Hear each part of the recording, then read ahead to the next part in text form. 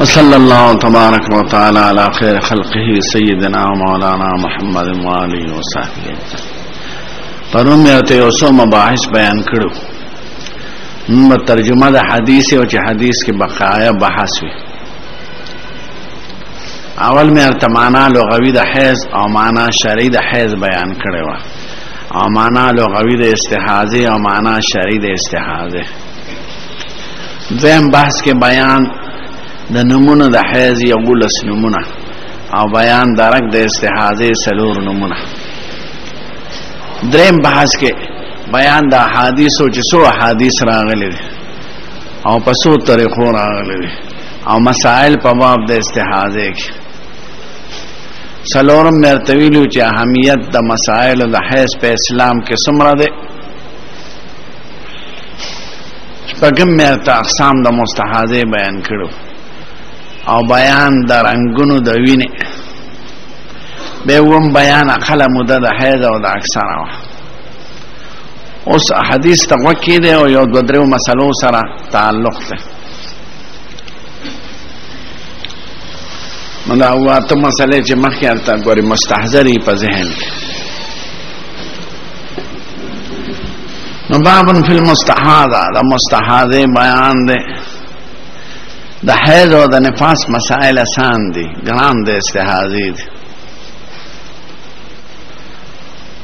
د حیض او د استحاضه په داسو احکام کې فرق دی. اسم مستحاضه طاهره، حیض نجاسه ده. نو بابن فی المستحاضه، مستحاضه په بیان کې عائشه صدیقه وی فاطمه ابنت ابي حبيش رانا. دا سار مونږ په بخاری کې وی د بل موضوع دلان ده چې دم الحیض پلیت ته. فاطمه بنت ابي حبيش درازي په احادیث کې زیات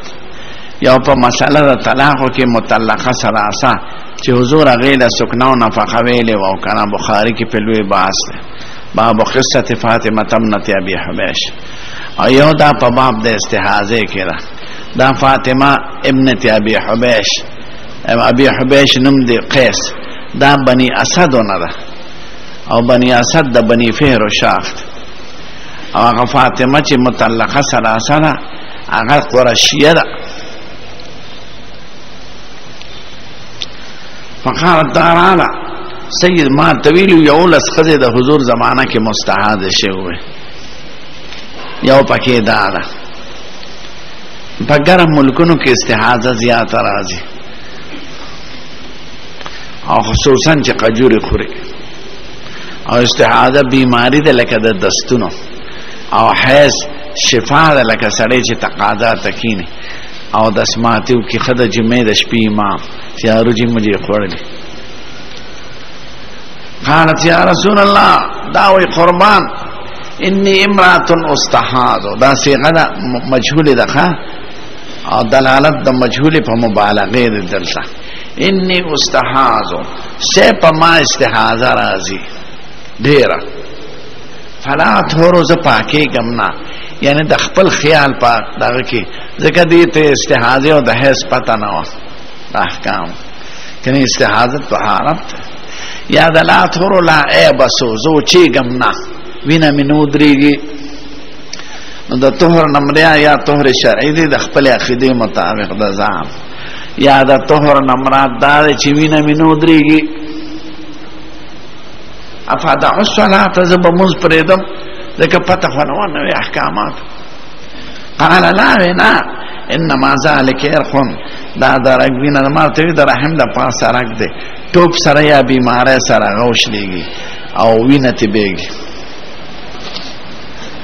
وليست بالحيض یا ليست بالحيض،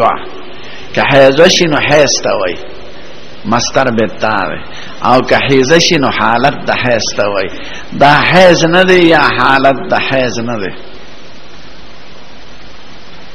اذ فاذا اكبرت الحيضه چې حیض دی راشي فدعي الصلاه تمز پرېدا. و اذا اكبرت چې حیض دی شاکی فاغسلي عنك الدم، وینه ځان نو وینځه او دا وینه د عرق معلومیږي دا چې وینه مطلقاً پلیته ده. ابو معاویه په حدیث کې دا دی وصلی وقال توضئ لكل صلاة، ہر مانزه د پاره مو دس کې حتی یجی ذالک الوقت چې دوباره وخت حیض نه راغله. او په باب نه مسلمان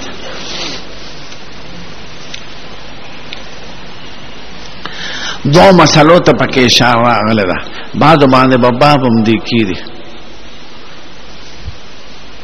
اوله دا چې مستحاضه خو په حکم د طاهراتو کې د منځ بکای، خو غسل بل کل صلاتن کوي، کو غسل بل صلاتین کوي جمع بیان، کو غسل بمن طهرن الى طهرن کوي، کو غسل بمن ظهرن الى ظهرن کوي، کو غسل بكل يوم وليلتين کوي. بی پنځو وړو عنوانات باندې ابو داود باب خیر. باب من قال تغتسل كل يوم، باب من قال ان المستحاضة تغتسل من ظهر الى ظهر، باب من قال ان المستحاضة تغتسل من طهر الى طهر، باب ان المستحاضة تغتسل لكل صلاة، او باب ان المستحاضة تغتسل للصلاتين، يعني تجمع بين الصلاتين في غسل.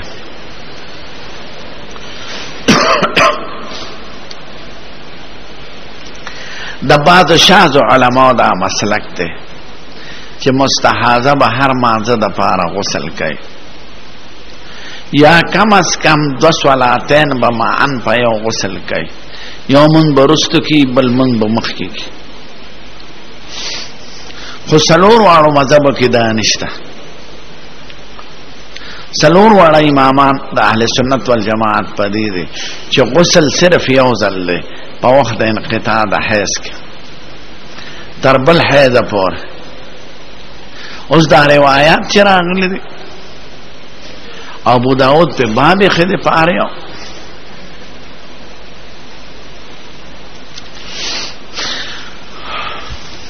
نو د دې درې جواب کړ. اول جواب بالنسق ده،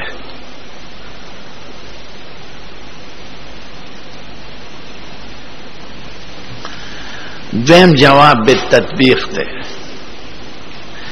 دریم جواب بالتاویل ده. د نسخ خلاصہ تحاوی سے بیان کړ د شرع معانی الاثار کې چې په ابتدا کې حکم داو چې غسل لكل صلاتن بکه، بیدا امر شاخو نو به حکم داراغه چې غسل لكل صلاتین بکه، بیدا امر شاخو نو غسل لاغل من طهرن الى طهرن بکه، یو ځل غسل کافر. نو اخیری عمل د مصطفی او فرمان د مصطفی او حکم د مصطفی اخیری دار چې غسل یو ځل کافر من طهرن الى طهرن، طهر شرعی انقطاع د حیض. د دې وجنه سلور واړه امامان د دې قائل دي.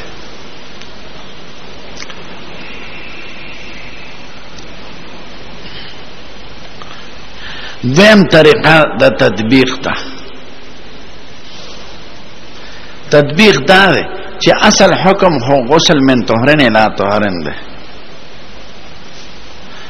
او چې دا دو صلاتین په ویلې دي یا یو صلات، نو دا د تنظیف د پاره ده،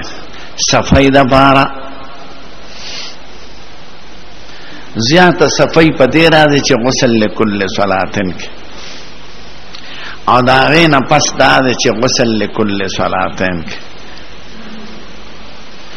دې ته تطبیق وایي. درېمه طریقه د تعویل ده. تعویل دا ده چې دا حکم دا بعضو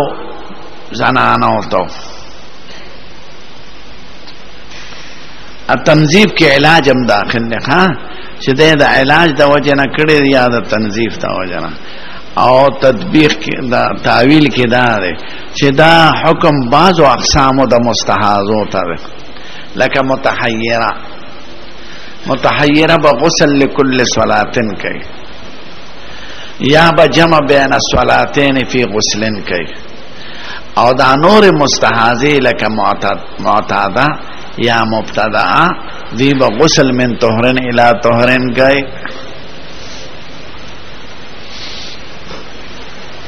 نو یا جواب بالنسخ تے یا جواب بالتطبیق تے یا جواب بالتعویل تے. تطبیق دا شو چې تنظیف او د باب دا علاج نه ویلي دي او د دې قرینه دا چې ام حبیبه مستحاضه هغه به ټپ کې کېناسته د اوبو نو د اوبو په غسل باندې استحاضه کې کمی راځي وینه منجمد شي لکه سړی چې پوزه راماته شي نو په سر دی اوبو واچي او یخي اوبو نو هغه پوزه به بند شي د رعاف او د استحاضه یو مثال دی. پوزه پاتې دل پیژنه ما یو ځل په خاص وخت کې پوزه ماته شو زر غسل خانه ته لاړم او به مې په ځان راپرې خو دې راپرې مې خو دې چې څو پورې پوزه نه ودرېدلې او په ځان چې په سر اوبه واړې به پوزه ودرېږي. نو استحاضه کې هم دا یو علاج هم درته ښیم خر چې تازه خاشن وکړي نو دا خاشنه راواله د ښځې فرج کې رکھی دي ځان کې نو استحاضه به بند شي. تاسو خو امامانو نه خلک ته پوښتنه هم کوي یا د سیندونو په غاړه هغه شین جال شانتي سي د بعضې سیندونو یا د خوړونو کې شین شین جالي شین جال هغه شین جال داسې چې راواله او د ښځې په فرج کې کېږي استحاضه به بند شي. یا د چا رعاف یا سپیر اماتی په پوزه کې ولا تازه خاصه واچي بندي او دمم در تخیم ګره حمامان یې پکې کړ چې مستحاضه ګورډې لوی تکلیف ته نو دا آیات ولا د ساخ په شکل کې یا په دم کې وقيل يا أرض ابلعي ماءك ويا سماء أقلعي وغيد الماء وقضي الأمر واستوت على الجودي وقيل بعدا للقوم الظالمين. شوف يا پساخت لك چوبيوسكي او يا دايات قل أرأيتم إن أصبح ماؤكم غورا فمن يأتيكم بماء معين. سورة الملك دا آخری آیات دا رنبه پا سورة 12 پارا کی سورة هود کے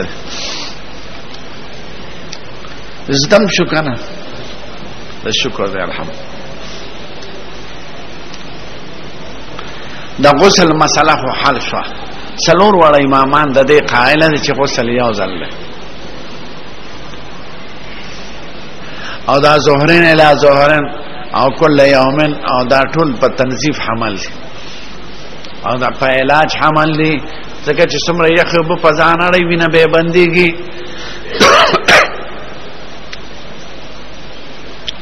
دیمه مسله چې د ورته اشاره وکړه چې سلور وړه ائمه کرام خدا وایي چې غسل یو ځل د جهیز ختم شي باقي هر منزله به دس کوي نو او دس په هر منزله کوي ماتيږي بکله او حکم یې سره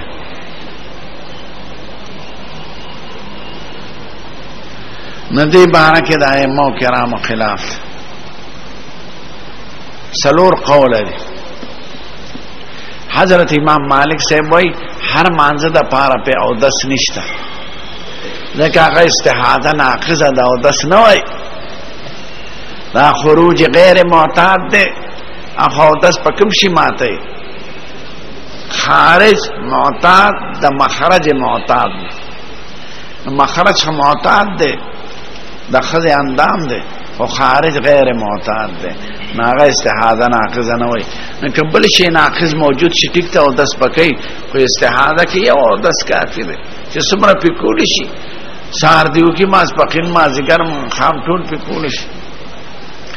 ناغه استحاضه ناقض ده او دس نه وای او درې واړه مې کرام استحاضه ناقض ده او دس وای.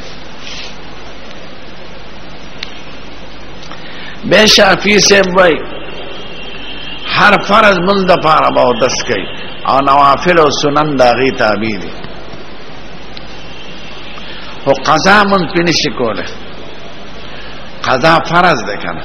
نو فرض ماس پخین لده او کو سنت ور سره کوله شي قضا په نشي کوله. دو مسلک شو درې مسلک د سفیان ثوری او د ابو ثور ده او ای په دغه او د صرف یو مذکول شي که فرضی که نفلی نفل تابع دا فرض نه دی فرض له بجدا کوي سنت د پاره بجدا کوي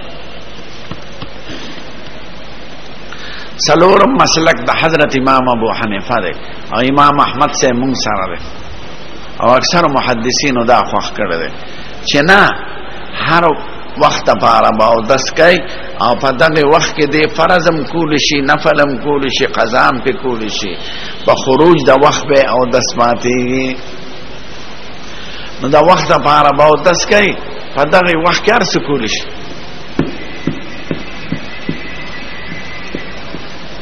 د امام مالک صاحب قول خو د حدیث نه خلاف دی ځکه حضور وی توضئ لكل صلاه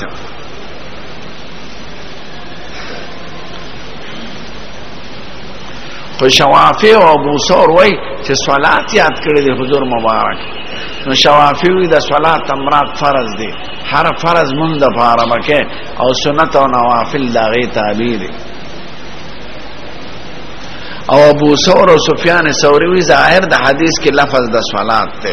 نو چې څنګه فرض ته صلات وای نو سنت تم صلات وای نو توضئ لكل صلاه نه نو ظاهر د حدیث تقاضا ده دی کوي چې هر منزل بس او دس کوي که فرض وی کو سنت وی حضرت امام ابو حنیفه دلته صلات په معنا د وخت سره ده توضئ لكل صلاه ال وقت كل صلاه یو خو په لفظ د حدیث کې قرینه ده حتی یجیء لک الوقت او حتی یجیء ذلک الوقت بل د قران او د حدیث په اصطلاح کې د صلات مراد کله وخت خدای وی اقیم الصلاه لدلوک الشمس الى غسق الليل وقران الفجر یعنی اقیم الصلاه لدلوک الشمس یعنی وقت دلوک الشمس او حضور مبارک وی ان للصلاه اولا واخرا یعنی ان لكل وقت صلاه اولا واخرا نو ذکر د صلات ته امرات ته وخت او په عرف کې خلک وی آتی کله صلات العصر زما مازیګر منزل درشم نو مراد ته نه وخت نو په قران کې صلات په معنا د وخت سره په حدیث کې په معنا د وخت سره په عرف کې په معنا د وخت سره مستعمل شوی دی نو توضئ لكل صلاه معنا توضئ لوقت كل صلاه او وخت ذکر هم دی په حدیث کې د دیو جن منګه د وخت لپاره وایو نو په وخت کې ټول منځونه کولی شي قضام کولی شي ادم کولی شي سنتم کولی شي نوافلم کولی شي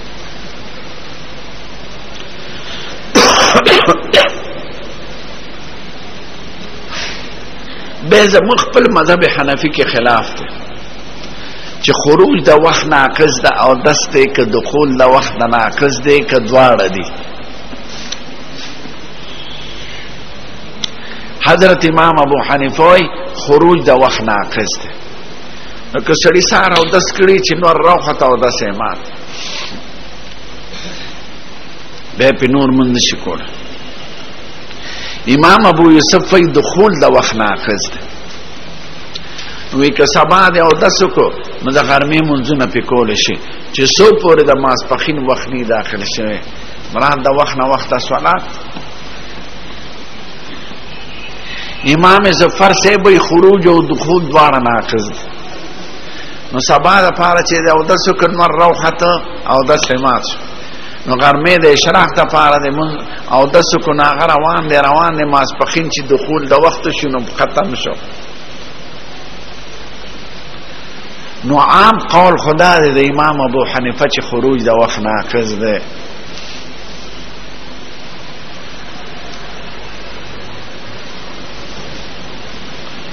امام طحاوی سے فوق چې څنګه علم الاثر کې امام ده نو علم النظر کې امام ده یعنی په نقل کې امام ده په عقل کې امام ده ما او د نقلی احادیث نه پس یو عقلی د دلیل وي او شوافی باندې رد کوي احناف وی نفل او سنت او فرض کې څه فرق ده چې فرض په صحیح وي نفل ور سره صحیح وي او بل قضا په نشي کوله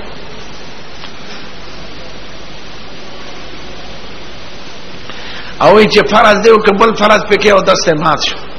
نو چرته ادا د صلاتم ناقص ده او د سراغله د شریعت او وخت ناقص ده او د سراغله ده او شوافع سره بس کوي وخالفهم فی ذلک آخرون واما بوجه النظر. طحاوی سے استاد د سړی ته درس چل خي راځي چې باسو کو په دې مسله. طحاوی سے ډیر اوچت. تاسو نه د دوه خبرو تپوس کو. یو سړی فرض مونږ د پاره او دسو کو نما خام نو تاسو وې نفل په کول شي ما خام نه پسې شل کا توکل دې کې وخت ختم شو نو دوی ټول وې وخت او دسه ختم شو.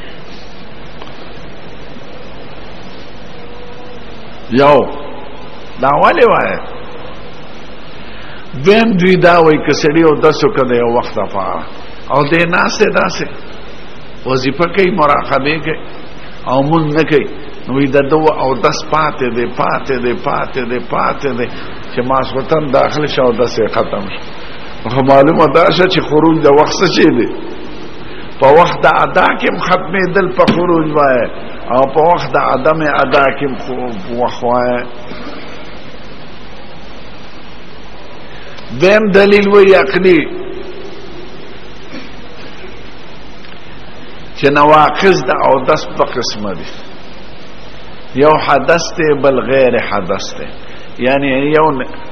حدث ته مشهور نجاست وتل او بل غیر حدث. حدث لکه بول له وکړل امتیاز دې وکړي وینه درنه وتله دې کې خو اتفاق دی. اوس چې تاسو وایئ چې او دس معذور سړی وکړو دا او دس ماتیږي غیر حدث باندې یعنی بغیر د امتیازونه نو دا غیر حدث څه شی دی؟ تاسو وایئ دا ادا د فرض ده چې فرض یې وکړو نفل یې وکړو بس او دس یې مات او مونږ وایو خروج د وخت نو چرته غیر حدث هغه سوالات ګرځېدلې چې ناقص ده او دس وي او خروج د وخت ناقص دی او مونږ سره تاسو معنی لکه مقیم چې خفین باندې مسو کی نو سو رکول شي یو شواروس چې وخت ختم شو مسه ماته شو کنه او مسافر درې شواروز رکول شي او چې درې شواروز ختم شنو مسه ختم شو کنه نو ناقص وخت مونږ سره شریعت کې مثالونه او نظائر شته او صلات ته ناقص ویل د دې خو څه مثال نشته په شریعت کې نه نظیر شته. د دې وجه نه قول د چا غوره دی دا حدیث نن دا معلومیږي. امام احمد سے هم دا مختار دی. ستاسو غوږ دی که پوزه اوس یو ضمناً بله مسله مراله فاذا اقبلت الحیضة چې حیض راشي او استحاده راشي نو چې حیض دی راغی نو ته حکم د حیضې لرې او چې استحاده دی راشي نو مونږ خو ممیزه نه وویلې که نه نو دوی وایي دا درې واړه امامان مجملا چې تمیز په دم هم راځي او تمیز په یوم هم راځي. نو امام مالک صاحب صرف تمیز به دم معتبر وایي هلکه دا یو طالب ده دی او شوافی و حنابلہ تمیز بالدم وی او بالایام وی او احناف صرف تمیز بالایام وی. اذا اقبلت الحیضة چه حیض در راشی ناغی وی چه وی پی جنه چه دا سر وینا دا و طور وینا دا آمون وی چه حیض در راشی چه روز دا حیض در راشی نو منگ اعتبار ایام لرویل دی اگوی اعتبار الوان لرویل دی. مالک صاحب صرف الوان وی ایام نوی او شافی و احمد صاحب دوارا وی او که یو خزا ممیزه باللون او بالیوم وی دوارا نشوافی لون لترجیح ورکی او حنابل زمون سر دی یوم لترجیح ورکی او منگ تمیز بالایام ویو منگوی چه سمرا حادث باب د معرفت د حیض او استحاده کې رجع دریو تعالی یو ته حدیث ته فاطمه بنت ابي حبيش وی یو حدیث ته د ام حبیبه وی یو حدیث ته د حمنه بنت جحش. فاطمه بنت ابي حبيش کله خپل بیان کوي کله عائشه دا غینه بیان کوي. د ټولو احادیثو کې صرف د فاطمه بنت ابي حبيش په یو روایت کې چې ابو داود ذکر کړی دی د دم بیان پکې دی فن ذلک فاذا اقبلت الحیضه فن ذلک دم اسود يعرف په نور ټول احادیث کې نشته او ټول علما د جرح او امامان د حدیث وی چې دغه حدیث ضعیف دی جواب دیم دا چې دغه فاطمه بنت ابي حبيب چې په بخاری او مسلم کې روایت دي ټول ورته ایام وی فلتجلس عده الايام التي كنت تحيزين فلتجلس دا عائشہ نبی بن حدیث په بخاری کې بدل راشي لا تعجن حتى ترين القصه البيضاء تلوار مکه وای چې سو پوری سپینه بدن نه نیوته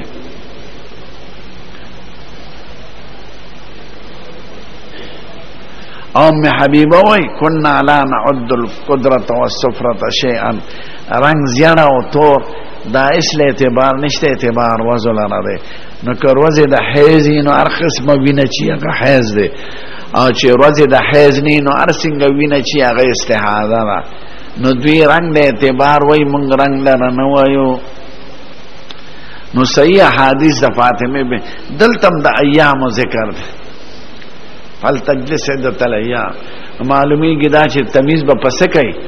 ایام بکینه پالوان د دې وجه موږ مستحاضه درې قسمه یو مبتدا معتاده او متحیره او دوی پنځه قسمه وي مبتدا ممیزه او غیر ممیزه او معتاده ممیزه او غیر ممیزه او متحیره یو دوی اعتراض کوي په احناف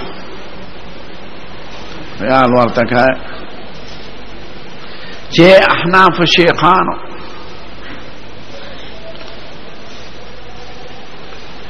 لون صفت د دم ده او یوم ظرف ده ظرف خارج وی د حقیقت د شینه او د توابع د شینه او صفت تابع وی د ذات نو موږ اعتبار صفت د لون د دم لرا ورکه چې لون ده لون هغه پورې لازم ده او تاسو اعتبار ظرف لرا ورکه ظرف مکان لرا او ظرف زمان لرا ظرف خارج وی د حقیقت د شینه نو زمونږ اعتبار اولاد کستاسو اعتبار احناف مونږ وی د وینې رنگ د اعتبار دی او رنگ د هغې صفت دی او تاسو یې روزې له اعتبار دی روزې خو ظرف دی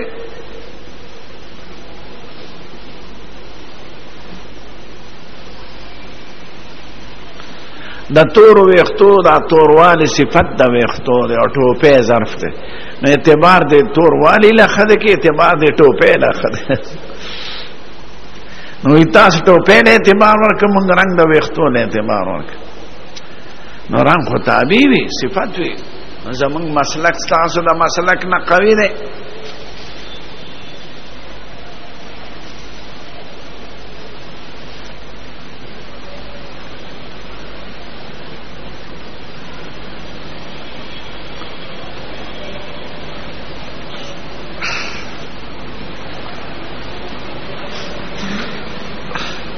زمون علماء احناف و جواب کړ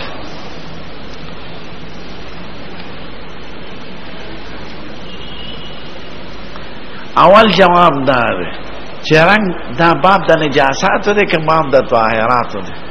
دا وینا څه شی دی د حید استعاده دا احداث دی او نجاس دی او بل څه شی پانجاسو کې چرته په شریعت کې رنگ د اعتبار ورکړی شوی که سړی سور او دسماته وکړه او د سړی روجي خوړلې د جمعې پښپاو زیاړه او دسماته وکړه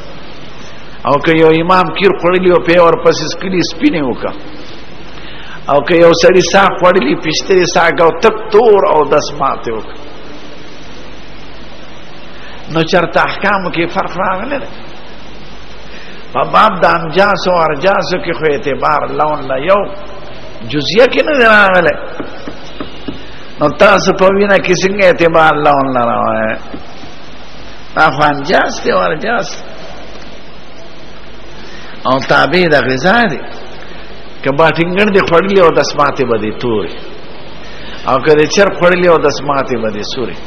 او کله جمعې د شپې زیاړې روجي دی خړلې او دسماته بده زیاړې او که په خوري کیر دی خړلې او دسماته بده سپینې او دس ټول ماته دا خو چرته ما د امام نه دی اورېدلی چې د سوره غو دس ماته نو دا خو باب د انجاس او د ارجاس دی او راجی طبیعت او غذا ته دی د وینې سور کېدل د وینې زیړېدل د وینې دغه کېدل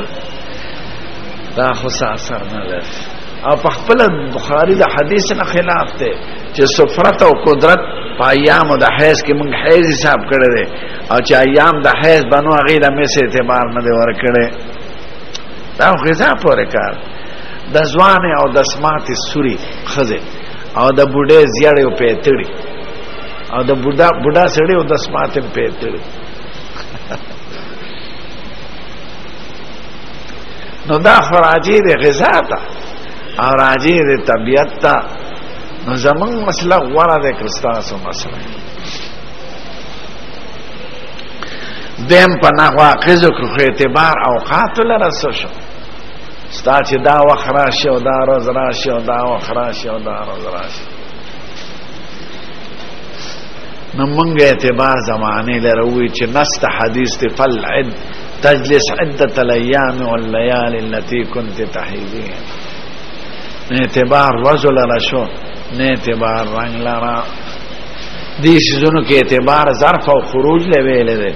نه اعتبار لون لا زمان مسلک تقنوید باو ما جاننا المستحاد تتوضع لكل صلاة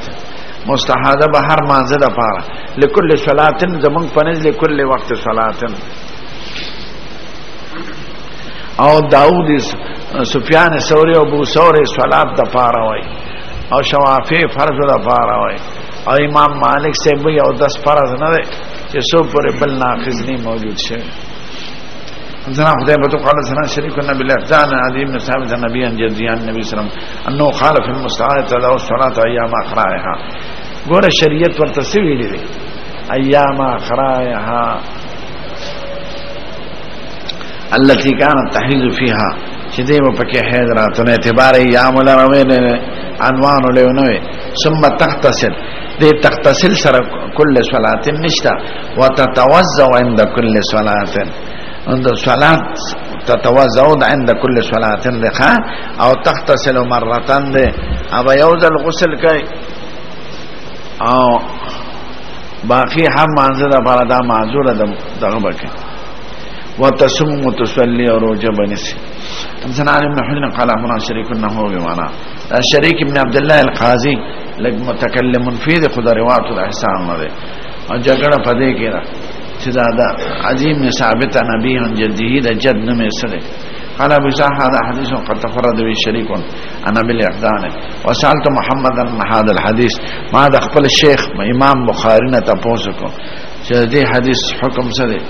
دا مې تاسو کو عظیم ثابت نبی ان جديه عدی د ثابت نه وي ثابت د پلان نه وي د پلان نه سره جد عدی مسمه د عدی د پلان نه سره علم يعرف محمد خدا سے معلومه چې صحابي دي لکه نبی ان جديه وي هغه د حضور نه نقل کوي نو جهالت د صحابه زره نه ده دغه د ابل یحزان او د شریک ابن عبد الله القاضي راغله فلم يعرف محمد اسمه امام بخاری ما ته نه معلوم وذكرت لمحمد قول يحيى بن معين د یو بل امام قول مې ورته ذکر کړی يحيى بن معين ان اسمه دینار چې هغه ویني دینار او شان ورشا سره دله ترجیح ورکړ چې امام د جرح او د تعدیل نوموالي عدی بن ثابت نبی ان جدی دینار فلم يعبا به ويردا ما ته دغه نخکاری وقال احمد اسحاق في المستحاضه احمد اسحاق سے بھی مستحاضه کې ان اتصلت لكل صلاه کار مانزل غسل کی هو احوات لها زیات احتیاط ته پکې تنظیف براش وین توزعت لكل صلاه نزاها او کو د سکیار مانزل غسل صرف یو ځلو کې نوم کافی ده وین جماعت بیان صلاتین به غسل نزاها او کو د منځونه په یو غسلو کې دا ونه کافی ده بس ته کړه